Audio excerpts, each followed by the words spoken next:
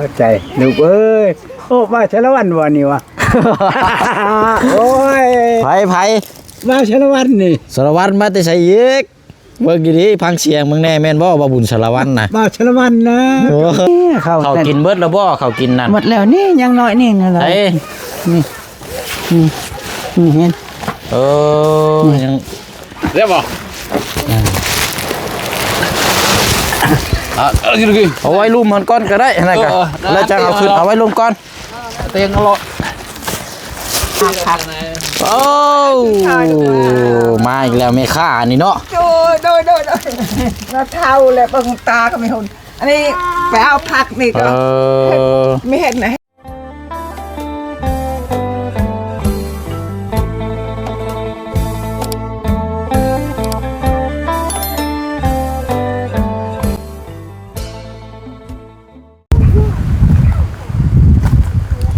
จะไปได้เข้าใจลูกเอ้ยโอ้มาชาละวันวันนี้วะ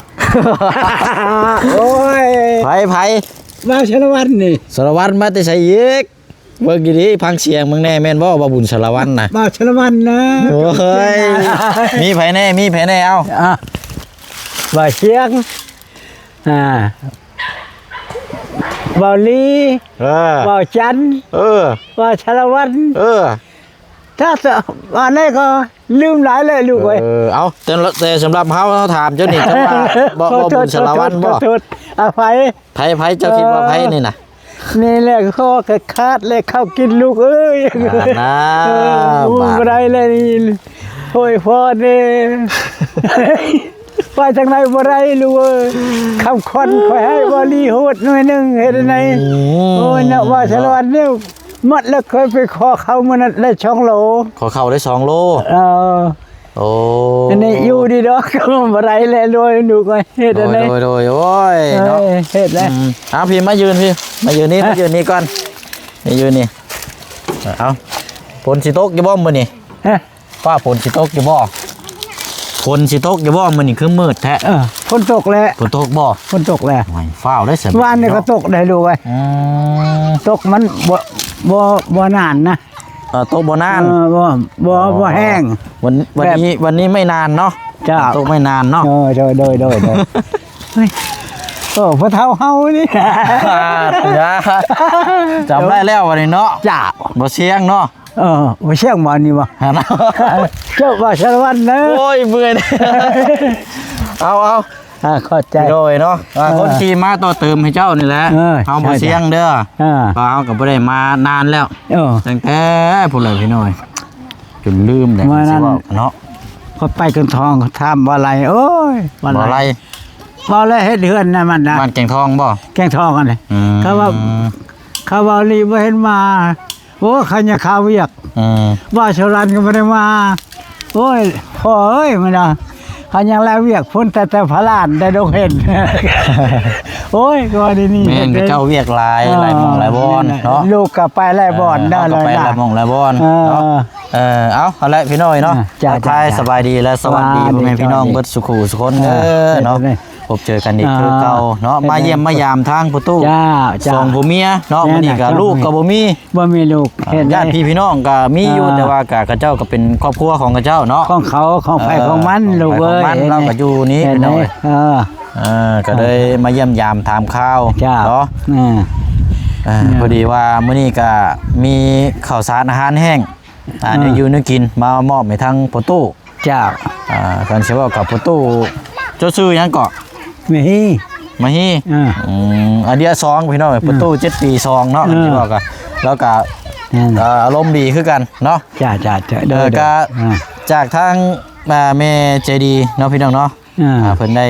บอกบ่แจ้งว่าเป็นเคสที่มีผู้เฒ่าผู้เมียแล้วก็บ่มีลูกเฒ่าลูกแบบเคสแบบนั้นซอยในเด้อว่าซั่นเนาะก็เลยนี่แหละพี่น้องมองเห็นทางเคสของทางประตูเราเนาะลูกเฒ่าก็บ่มีก็เลยซื้อข้าวน้ำจังสิมามอบให้เรามื้อนี้เนาะเป็นทางแม่ใจดีที่ซอยทางประตูอเดียเนาะทางประตู7 ปีพี่น้องเนาะเป็นคนเดียวกันมื้อนี้ก็ยกย้ายมาทางครอบครัวของทางประตูนี่นำมื้อนี้เนาะโดยใช่ทางแม่ได้ใส่อยู่เทิงพุ่นบ่ เมียเจ้าน่ะอยู่เทิงพุ่นบ่ ดูทะลุมันน่ะเนี่ย อืม ในตลาดนั่น เจ้าเฮ็ดหยังใส่สมมื้อนี้นะ ฮะ ชานอยู่บ่ติบเข้านะ บริชาติ บ่ได้เฮ็ดหยังบ่ บริชาติหน่อย อืม ว่าเป็นขี้ขาน ขี้คร้าน ขี้ขาน ไม่ได้คือขี้คร้าน ขี้ขานนะตัดไม้ไกลลี ตัดไม้ไกล พูดจะลง เออ ลงพี่พิชาพุ่นเนาะแต่นี่ปลาปลาไม่พกมัน5 ลัก ก็เลยเมื่อยเนาะ โอ้ย ปกติแล้วแหละพี่น้องตะเก้ก็ ว่าลูกจะได้ติบเข้าบ่เลย ฮะ ลูกจะได้ติบเข้า มีบ่นี่เฮิรน ฮะ มีบ่ มีแล้วพอชื่อแล้ว เอาว่าอันเจ้าเฮ็ดเองนี่มีอยู่บ่ อันไหนวะ ติบเข้ามีแบบเจ้าเฮ็ดเองนี่มีอยู่บ่ ชื่นเขาลูกเอ้ย ชื่อมาอีก ชื่อเนี่ยขี้ขานขี้ขานจักตอกหมดบาดมันมือให้ ซื้อมาใส่เองนี่บ่ ฮะ ซื้อมาเฮ็ดเองนี่บ่ เฮ็ดเองติบเขาเฮ็ดแล้วใช้เข้าชื่อนะลูก ซื้อมาเฮ็ดใส่ข้าวกินเอง โอ้ย ย หน่วยหนึ่งพอแล้วเฮ็ดยังไรคน โดย ป้าเดี๋ยวพาเบิ่งเลาะเบิ่งบ้านเฮือนซานหน่อยเด้อ ฮะ พาเบิ่งอันลูกหลานเลาะเบิ่งรอบๆแน่นี่มันเป็นจังไดบ่ได้มาเถอะเฮิงเลย จ้า ป้าเจ้าย่างอันบอกทางเล็กน้อยเพิ่นออกไปก่อนแน่ประตู เออ ไปดิ้นหมื้องอื่นไป เออ เด้อบอกให้เพิ่นไปแน่ เนี่ยได้ไว้ขนาดอยู่โจนดกไง เอามั อันน่ะเจ้าเรียบดงประมาทได้กันไป เนาะเนาะเป็นจังไดโอ้เฮือนยังใหม่คือเก่าอยู่เนาะ จ้า ยังใหม่ยังมองคือเก่าอยู่ นี่เด้พี่น้องตะกี้ก็ต่อเติมนี่นะก็ นั่นว่าลีว่าเจ้าบ่ต้องไฟค่อยสิได้นะสิได้อันมงมันฉะนั้นก็เป็นเคมีมาช็อตเบิ่งเฮินเขาช็อตแล้ว เป็นหยังน่ะ ถ้าต้องไผเฮ็ด ดูไพ่ เฮ็ด บ่ กินให้กินในเถิงบ่ได้เขาเฮ็ดตาราง วันนี้เจ้าเฮ็ดอยู่ไสซะ บ้างเขาลังไผแดงสิครึ่งเลยบ่ฮอดช่องปีมันจะช็อตแล้ว เอ้ยยาได้เห็นได้สะดูแล ข้าเบื้องแค่ๆเด้ วันนี้ อันนี้ดิ เจ้าจุอยู่ไสบัด มันเป็นขี้เมี่ยงแน่ลูกเอ้ย ขี้เมี่ยงแล้วเนาะ เจ้า โดยสบายดีแม่เด้อ อยู่ดีมาก โดยโอ้ย เนี่ย เนาะ มันอยู่จะชิวมาช่วยเลย ซื้อเฮาฮอดบ่มีเลยนี่เนาะเอ้ยอยู่ท้ายพี่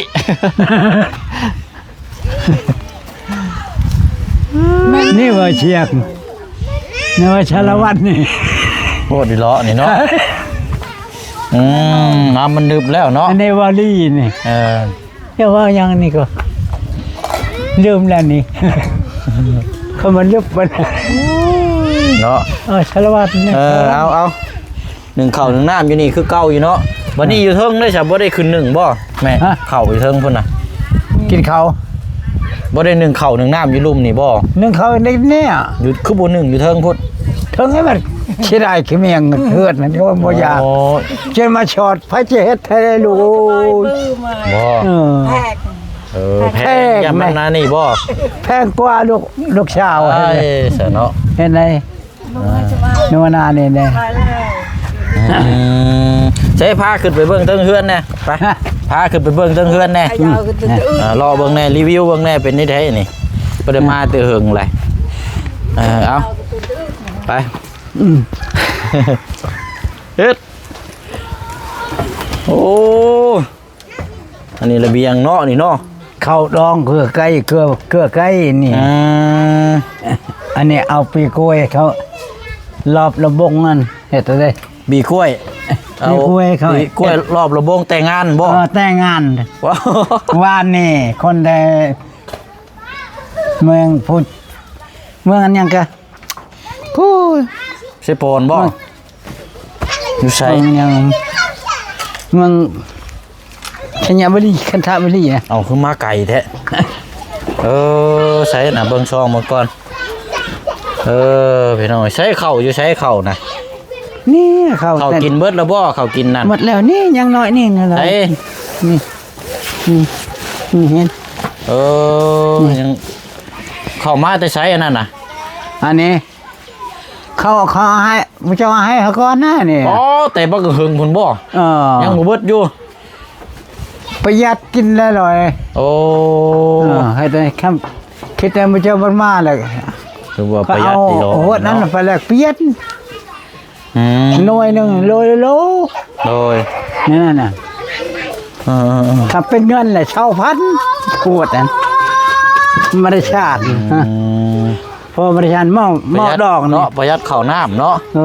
หม้อการดอกนี่เห็นไหมอย่างไรแล้วมันชาวโลมันนั่นแหละ ข้าวโลเนาะ บ่หลายเดี๋ยวได้ดูเอาเนาะเราประหยัดได้พี่น้องอันนี้ก็มองไว้เครื่องคองเลยอันนี้เนาะคือเก่าตะกี้ว่าสิให้มาจุ1ข้าว1น้ำมีเทิงพี่แบบว่าย่านสังกะสีมันใหม่มันขี้เมียงอันนี้มันบ่งามบ่ซั่นเอาไว้นี่ประมาณนี้พี่น้อยนี่โหดงามคนบ่ยังให้เจ้านี่เบิ่งมันห่างอันนี้มันใช้เฮ็ดอันนี้นะพอนี่นี่เบิ่งมันโอ้ยมันสิ1บ่ได้นี่เนาะค่อยไว้แค่เยอะค่อยนี่เบิ่งโอ้ยโดยเนาะเอาพอดีได้สารทางพ่อเพิ่นมาพอดีได้เฮาสิหาเจ้านี่เด้อพ่อเด้อเบรกเข่าเราขึ้นมาให้นี่ได้พอได้บ่ข้าวสารได้เนาะไปประตูไปลงไปลงไปเบรกเข่าก่อนซะไปไปพอลงกันก็ได้จ้ะ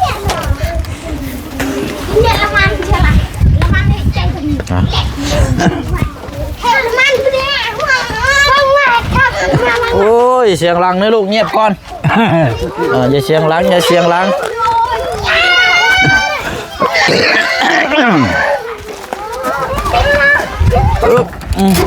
บ้านนี้มาเข่าก่อน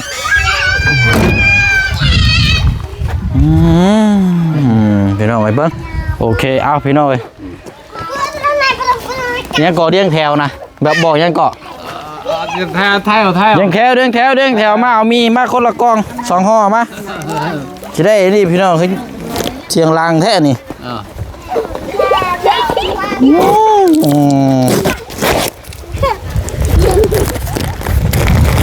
คนละห่อเด้อไล่แต่พากันเมื่อเด้อเอาไปบนจิจูน้ำชะลอยังไม่กลัวไหนบนจิจูไล่แต่พากันเมื่อเด้อเดี๋ยวเรานับมันก่อน2 4 6 8 10 2 4 16 16คนเนาะ16คนดูมือเอาลูกดูมือไปบ๊ายบายเอาอันนี้คุ้นได้เนี่ยเอาดอกมาคนละ2ห่อเอาได้เหมือนกันในมาลูกไปปันกิโลบาทเลยเอาดูเอาผู้น้อยนี่เอาห่อ1พอเมื่อแล้วลูกวันนี้เมื่อ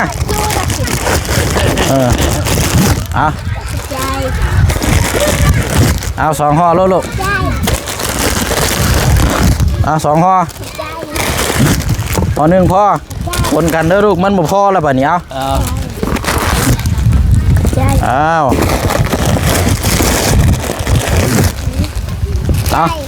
คนละห่อ2ห่อปนสลับหมุนเวียนกัน2ห่อเอาล่ะสุดท้ายเหลืออยู่2ห่อมันเลยหน่อยยังเลยอยู่ไม้เท่านี้เดี๋ยวบ่เป็นยังอันนี้ไม่เท่าเราซื้อไข่ซื้อมาฝากอยู่เอาไว้นี่ก่อนเนาะเราจะได้กันเดี๋ยวทั้งน้องคนมาพี่น้องป้าบันนี้เอาเข้าขึ้นประตูโอ้ยยอมอะไรได้รู้เลยแห้งมีแห้งเลยมาดึงออกมาก่อนสิดูนะเอาไข่เดี๋ยวไข่มันสิแตกได้แป๊บนึงเอาดึงเฮ็ดโอ้ยเจ้าก็มาดีกว่านะไม่เรียบร้อยเอาไว้ลุ่มมันก้อนก็ได้นะกันแล้วจะเอาขึ้นเอาไว้ลุ่มก้อนเตียงอร่อยเราเตียงเนี่ยอันกระไรหน่อยจอดได้เราเตียงหน่อยไปเอาไว้เตียงก้อนก็ได้แล้วจะเอาขึ้นเราบอดี้บล็อกนี่นะใดก็ได้เราเอานั่งนี่ประตูเจ้าบ้านนี่นะฮะละ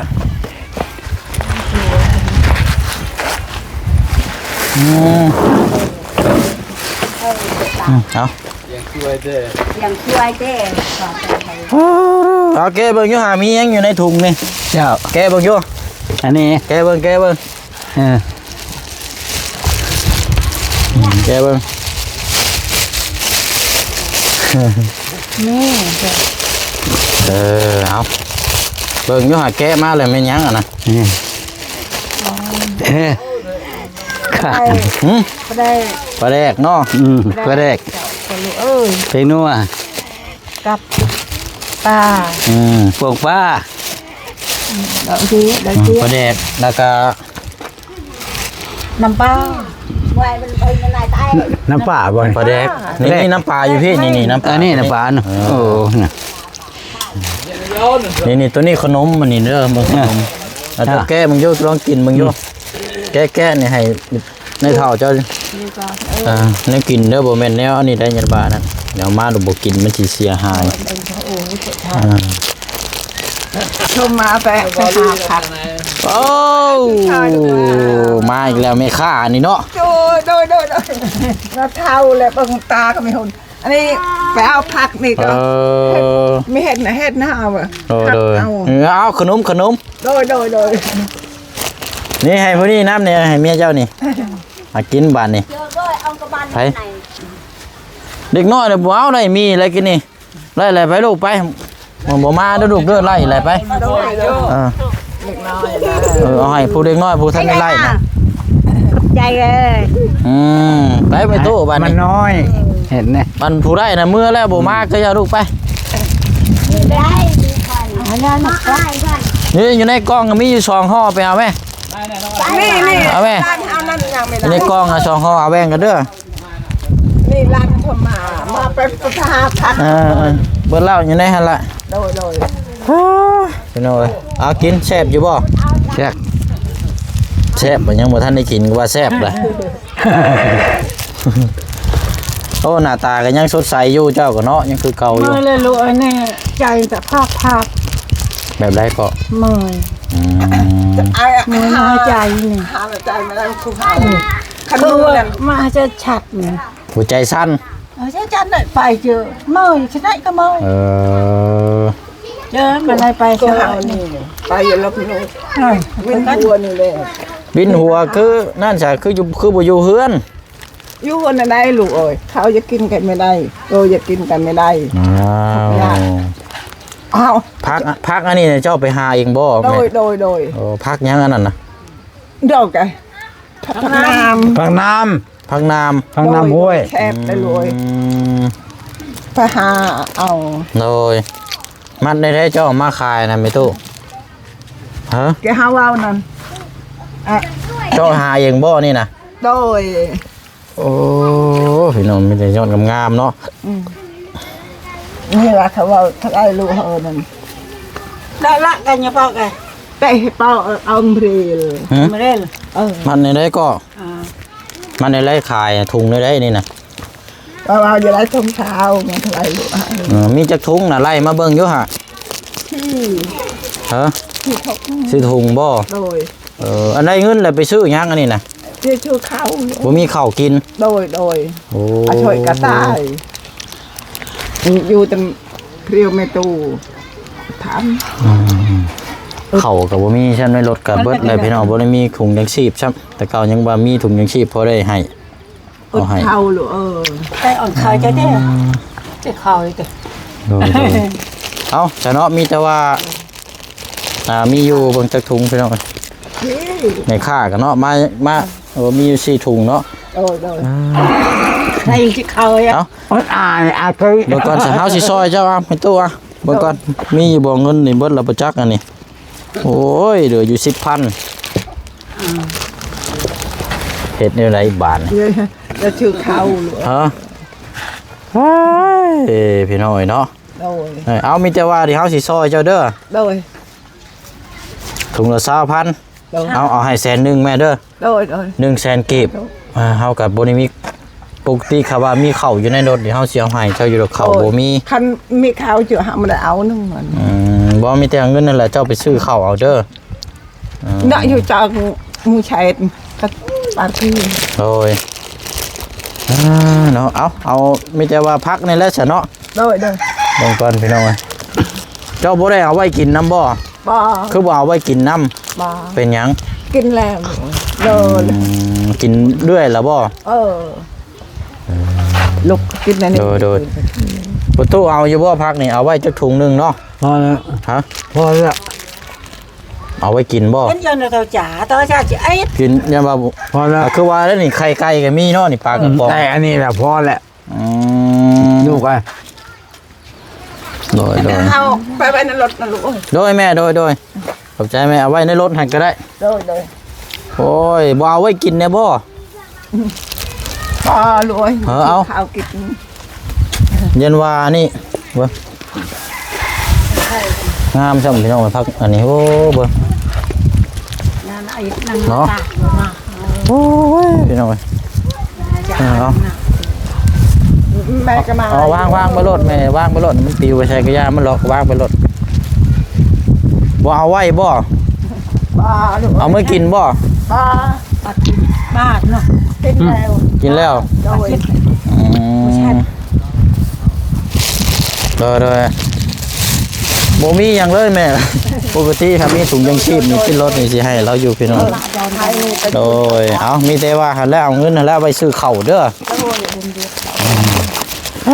เนาะเอามาเยี่ยมมายามก็ยังคือเก่าเพิ่นซานลานแป้นกันเนาะสะอาดคือเข้าอยู่แต่ว่ามักทำความสะอาดโดยถ้ามันหกมันเหือนห่วย ไม่ให้ใจเลย ปกติแล้วเนาะ นี่แหละลูกอันน่ะเพื่อนนั่นก็พอมุงแล้วก็ยังนี่ยังประดาษ เพื่อนเจ้าหั่นบ่ โอ้ย มาเป็นแม่อยู่กันไม่ได้ เจ้าอยู่กับไผน่ะ อยู่กับลูกมาลูกกูมันเลี้ยงลูกมันมาบอกกูถูกอยากถูกบ้องเหิดมันจะไปบ้อง เพื่อนแล้วบ่นี่มันขาดนะนี่ฉันบ่ โดย กระจาดฉันบ่ อยู่นำกันจักคนอยู่เพื่อนน่ะ ก่อนไปเจ้าไปที่ 4 คน โดย อืม มาลูกนั่นหากินมาได้อุดเข่านี่ เป็นนี่ได้คือว่าหากินบ่ได้ เกียได้โอ้ยมันไปรับจ้างรับเจงจุพอกินแต่ฉปานี่มันยังไม่ได้ชิปะ ขอได้แติกินแต่บ่ได้อันพากระจาดแนมเพื่อน โดย โอ้ ให้ลูกไปบ้องกับลูก โดย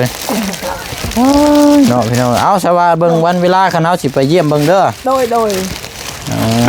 มันแม่จะนอนกับไม่ได้นี่จะทำนี่ เอาขึ้นแล้วประตูบ้านนี่ พอทำประตูนี่มันแน่นอนกันไม่ได้ลูก โดยเอามีแต่ว่าหั่นละอันประตูมานี่ก่อนมาขอบมุกขอบใจทั้งผู้ใหญ่เพิ่นก่อนนี่มาไว้อุปกรณ์อุใช้ให้เพิ่นก่อนแล้วสิเมื่อแล้วมา แล้วจุ๊บ ได้ดาวขึ้นเลยบัดนี้เนาะ โอ้โน วางก่อนเดี๋ยวจะเอาขึ้นนั่งนี่ก่อนอวยพรหูไซให้ผู้ใหญ่เพิ่นแน่นี่เอาขอบมุกขอบใจเพิ่นแน่ ขอบใจสบายดีหาทุกข์หาอย่างลูกไอ้เฮ็ดอันนี้เดี๋ยวนี้พ่อบ่มีหยังได้ตึกหูก็นวกตาก็มัวลูกโอ้ยเฮ็ดได้ โอ้ย เป็นพยาธิปวดแห้งแน่มันเพื่อมันมื้ออาทิตย์หนึงจังดีเด้อย่าขน้อยเด้อโอ้ยนั่น บอกให้เพิ่นให้อยู่ดีมีแรงแน่สิดอก ได้โอ้ลูกคำว่าดีนี่ไปตัดไม้เอ็ดหูดวันนั้นยังเด้อ ขออวยพรให้ผู้ใหญ่เพิ่นได้โมเมนต์มาหาใหม่เจ้าบ่ โอ้ย เมื่อยดิเอาแล้วบ่เป็นหยังอยู่ดีมีแฮงเด้อสังสอนเด้อเอาไว้โอกาสหน้าดู จ้า มาเยี่ยมให้เด้ เจ้า อเอาขึ้นไว้เด้อ จ้า โดยไปหั่นละเนาะ จ้า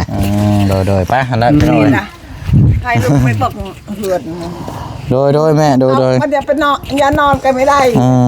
ไปมานะ ไปหั่นละบัดนี้เอาขึ้นไว้เด้อขึ้นไว้เทิงพุ่นแหละ นี่พอประดาษ เจ้าอยากได้อันนี้เนาะโอ้ยเนาะ มึงแล้วมึง ในไรซะพี่น้องเอ้ย อยากนอนก็บ่มี